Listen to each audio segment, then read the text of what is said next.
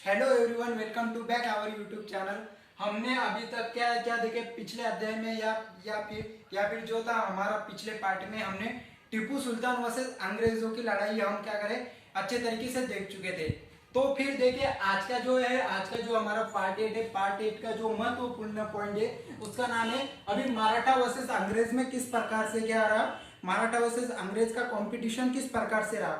मतलब कि पता है कि अभी ये जो मराठा थे, मराठा और फिर बाद में अंग्रेजों में लड़ाइयाँ किस प्रकार से हुई, उन सारी चीजों की इंफॉर्मेशन क्या लेना है इस पार्ट में अभी हमें समझना है।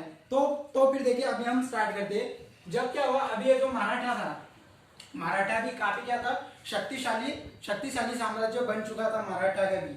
और जब मराठा क्या हुआ 1761 में, कब 1761 में, कब 1761 में क्या हुआ, पानीपत का जो तीसरा युद्ध हुआ था, पानीपत का जो थर्ड वॉर हुआ था, थर्ड वॉर में हारने के बाद क्या हुआ था, मराठों का सपना मतलब कि क्या है, दिल्ली के ऊपर शासन करने का सपना क्या हो चुका था, चूर चूर होते हुए नजर आता था। और फिर अभी देखिए, अभी यहाँ पर बात आई है पानीपत की लड़ाई है। पानीपत की लड़ाई के बारे में अभी मैं आपको थोड़ा सा क्या देता हूँ, थोड़ी सी जानकारी दे देता हूँ ताकि वो क्या रहेंगे, ताकि अपने को समझने में क्या जाएगा, आसानी तरीके से जाएगा। तो भी देखिए पानीपत की लड़ाई है। देखिए कैमरामैन उससे अच्छी तरीके से जूम करना, अभी ये गलती हमारी होनी नहीं चाहिए। ओके, देखिए पानीपत की जो पहली लड़ाई हुई थी वो हुई थी 21 अप्रैल को। कब हुई थी? 21 अप्रैल को 1526 में, 21 अप्रैल 1526 में। और फिर अभी वो किस में हुई थी? ये हुई थी इब्राहिम लोधी एवं हुई थी बाबर के बीच में।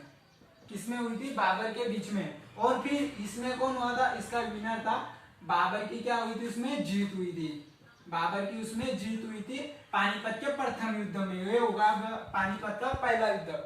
अभी देखें पानीपत का सेकंड वॉर।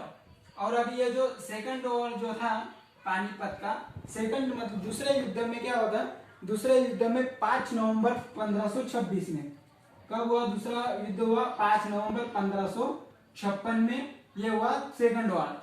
एंड अभी थर्ड वॉर जो था पानीपत का, ओके दिख रहा है ना अच्छे से, पानीपत का जो थर्ड वॉर था, पानीपत का जो तीसरा युद्ध था, तीसरा युद्ध हुआ था 1761 में। इसमें क्या था, अफगान के अहमद वर्सेस कौन, अफगान की तरफ से राज्य करने वाले अहमद वर्सेस मराठों के बीच में हुआ था। एंड इसमें क्या होता, एंड इस 1761 में क्या होता, मराठों की हार हो चुकी थी।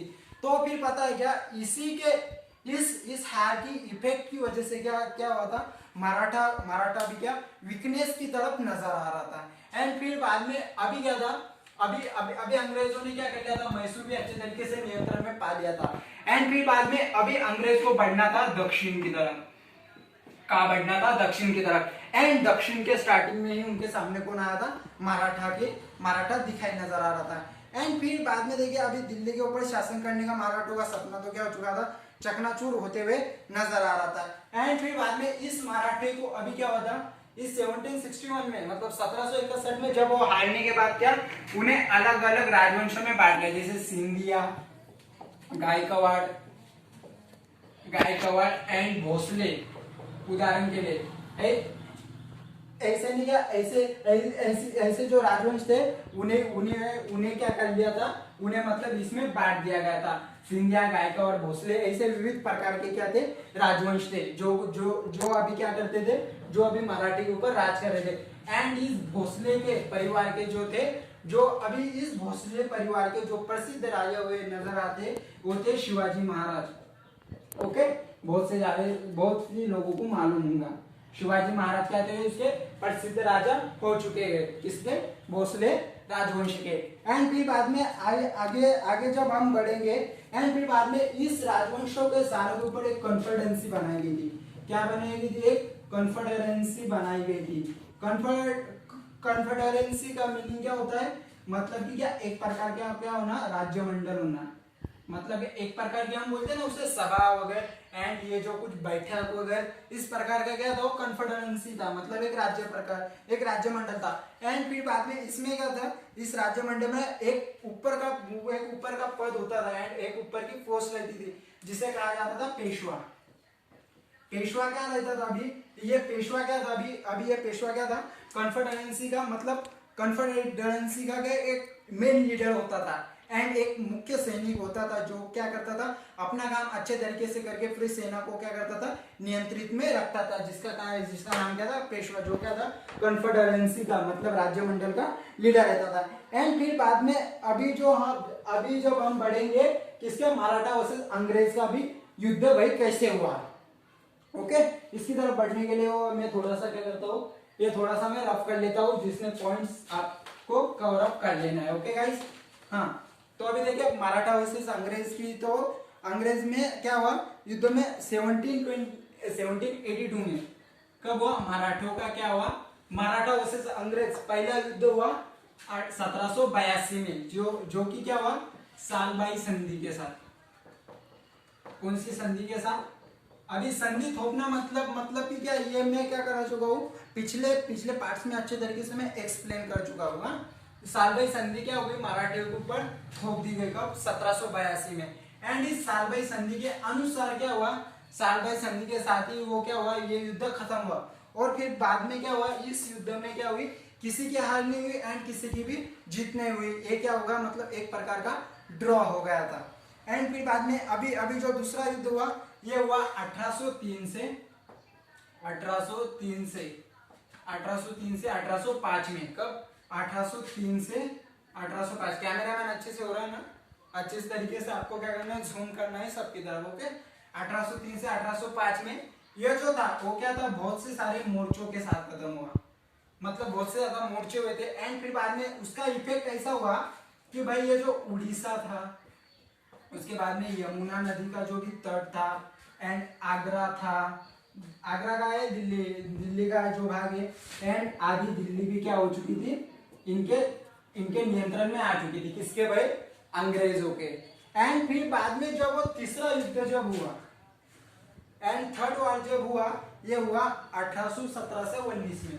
कब हुआ, 1817 से 1819 में। एंड जब ये हुआ ना गाइस, इसमें तो डायरेक्टली अंग्रेजों ने अपना शासन पूरे तरीके से कैप्चर कर लिया। एंड इस 1817 से 1819 में क्या हुआ, अंग्रेजों को पूरे तरीके से हरा दिया।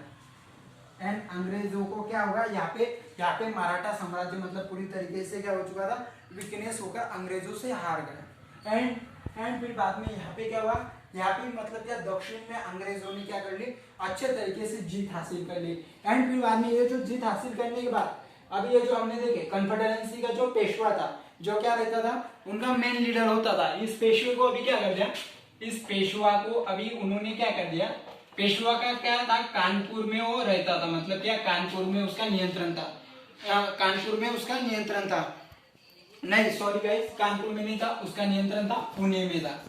एंड फिर बाद में क्या, अभी इस पेशवे को अभी उन्होंने क्या कर दिया, पुणे से हटाकर क्या कर दिया, कानपुर के पास एक बिटूर नाम का गांव है, बिटूर गांव में पेंशन पर उसे भेज दिया। मतलब कि क्या करेगा, अभी ये पेशवा कानपुर के बिटूर के गांव में क्या रहेगा, बिटूर के गांव में ही रहकर क्या करेगा, कंपनी उसे जो पेंशन देगी ना, उसी पेंशन के ऊपर अभी वो खाने वाला था।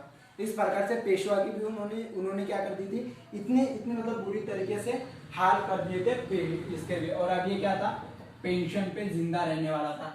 एंड फिर बाद में क्या था, अंग्रेजों ने इसी प्रकार से क्या कर लिया, मराठों के ऊपर भी क्या कर लिया, अपना पूरी तरीके से नियंत्रण कर दिया।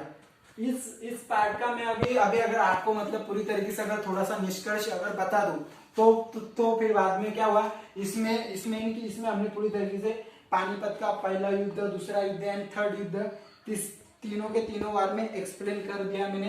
एंड फिर बाद में क्या था, मराठों की कॉन्फेडरेंसी किस प्रकार से थी, मराठों के युद्ध कहाँ से स्टार्ट हुए थे, पानीपत में किस प्रकार से परफॉर्मेंस रहा, इन सारी चीजों का मैं क्या कर चुका हूँ, अच्छे तरीके से एक्सप्लेनेशन कर चुका हूँ। एंड फिर बाद में मराठा वर्सेस अंग्रेज भी एक्सप्लेन कर चुका हूँ। वीडियो अगर आपको पसंद आती है गाइस तो फिर क्या है, वीडियो को क्या कीजिए, लाइक जरूर कीजिएगा।